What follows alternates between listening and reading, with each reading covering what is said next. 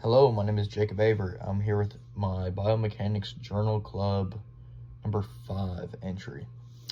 So the article we read is MS alters work performed on the body center of mass during gait by Werdeman, Husingia, Filippi, and Sturgio. So basically the research question was it investigated how mechanical work performed on the body's center of mass when walking is different between people with MS, multiple sclerosis, and regular healthy people. I actually thought this was pretty interesting because I have actually dealt with nerve damage in both of my legs, and it did alter the way I walked for a while. Whenever they talked about shortening steps, a lot of people with MS have shorter steps. That is one thing I definitely had to do whenever I was going through my nerve injury. So the main findings was MS patients perform less positive work whenever they are pushing off the ground.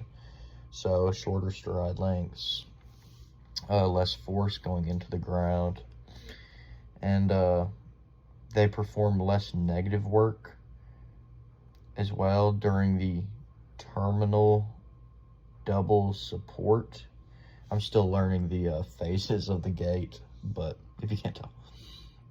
Anyways, biomechanics concepts that were used: force, work, power,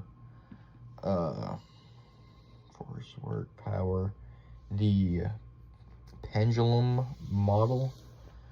That's definitely a biomechanics concept that I didn't know much about. But I thought it was very interesting about, obviously, like I said earlier, I have personal experience with like shortening my strides, but all the different ways that people would kind of get around MS, like the different alterations they had to make to walking.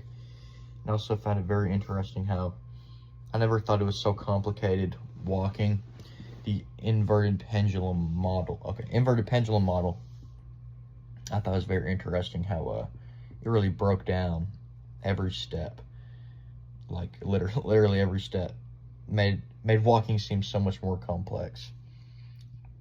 But my main question with this is people with MS, whenever they're walking, how does that affect like calories burned?